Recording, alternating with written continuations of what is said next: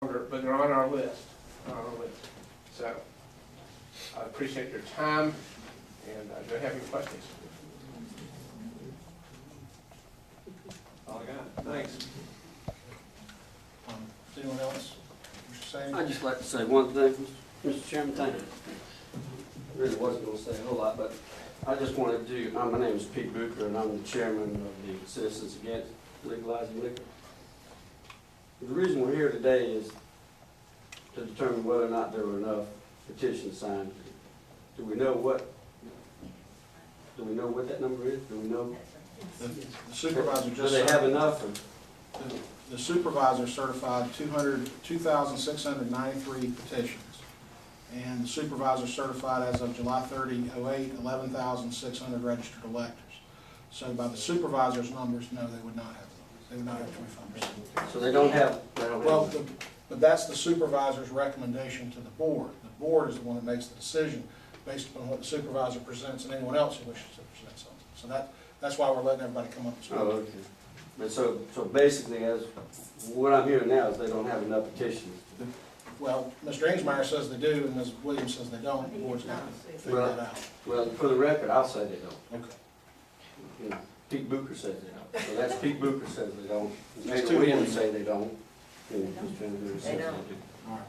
So, and I think for the record too, you know, we're talking about the people in Madison County. We're talking about a few registered voters. But I think what we need to remember is there are a lot of registered voters in Madison County.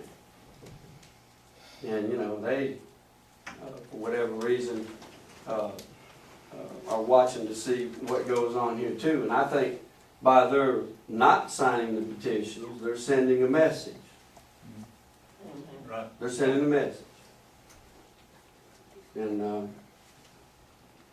I just want to make sure that their message gets heard. Thank you very much. Okay, is there anybody else who? I'll let Ted go first. Well, I tell you what I think I'd rather do, Ted, is let's let everybody have a That's shot at fine. one time, and then I don't think there's a time constraint here unless the board tells me otherwise, and we'll let everybody speak. Yes, sir, go ahead. Warren Irwin.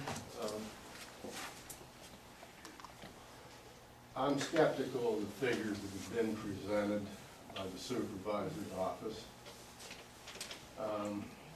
That tells me something, that there's something wrong here. Now, in my reading of the statutes,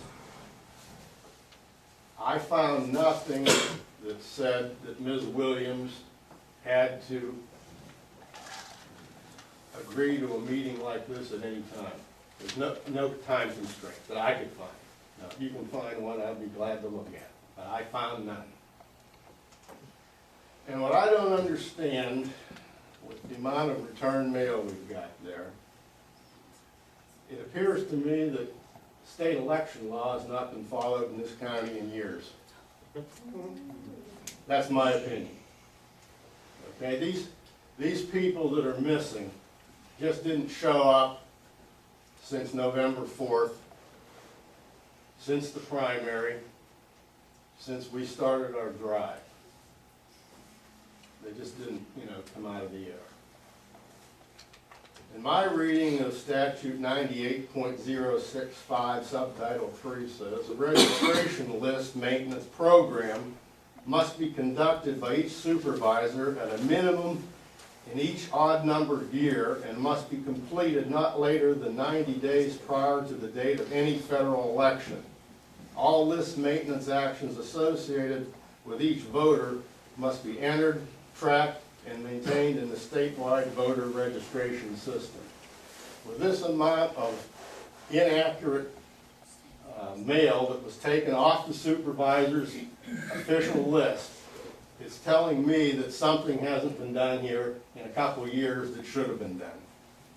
And as far as I'm concerned, and this is just my opinion, I'm speaking not for Gold Incorporated, but for myself, I say that is a fraudulent voter list.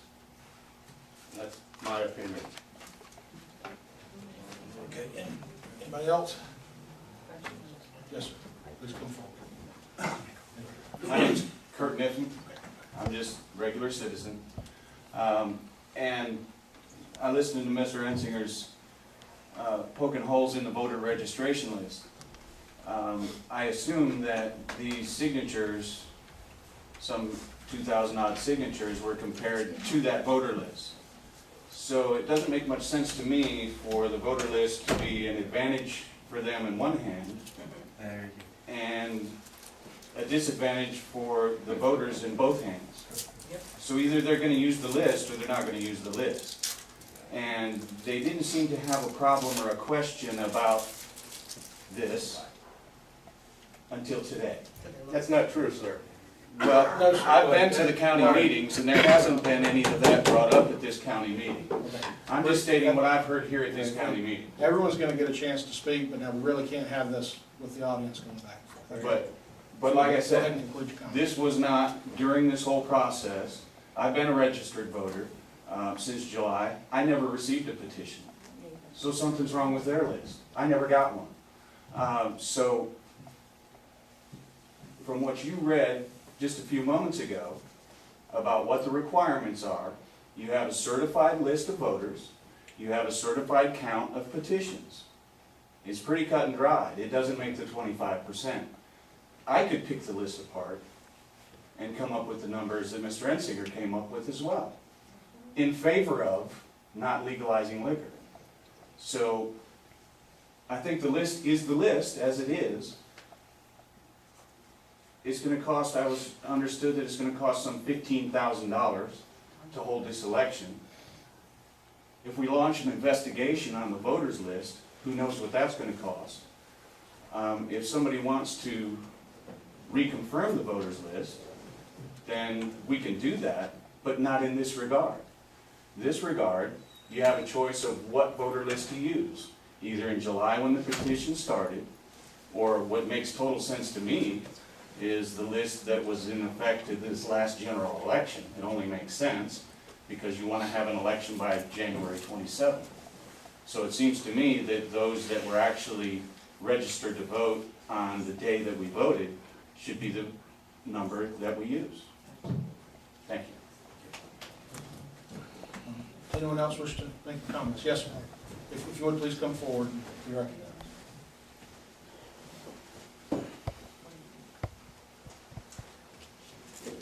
We're talking about fraud, about these, I'm Gary Holmes, I'm sorry.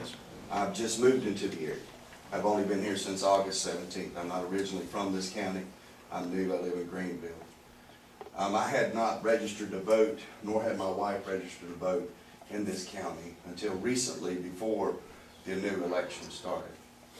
I received an envelope in the mail to my address that was from this group of people who were trying to legalize this wet county, and I was not a registered voter. And so how they have my address, I do not know. But the only thing I can tell you is that that to me is fraud. That if you're going to send out, if you're going to claim that Ms. Williams is fraudulent, then you must claim your own self to be fraudulent if you send out something to someone who's not even a registered voter. I grew up in Nassau County, on Floridian, all my life. Nassau County had this same thing brought before them.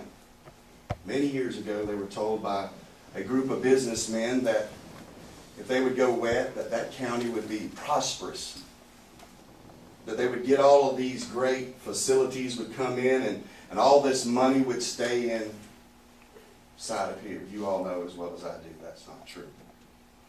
8 years ago, Yulee, Florida, got its first major restaurant placed inside. You want to know why, commissioners? Because 400,000 people finally moved to the area. That was the reason why. It wasn't because of any lifting. The only thing that went up in that county of Nassau County was the DUI rates, the death, innocent young kids that were killed because of drunk driving, bars and juke joints.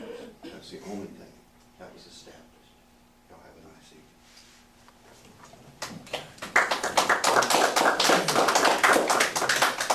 Does anyone else have anything to want? Yes, sir. Please come forward and be recognized.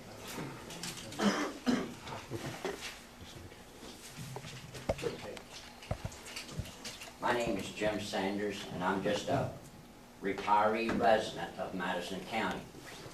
And I'd like a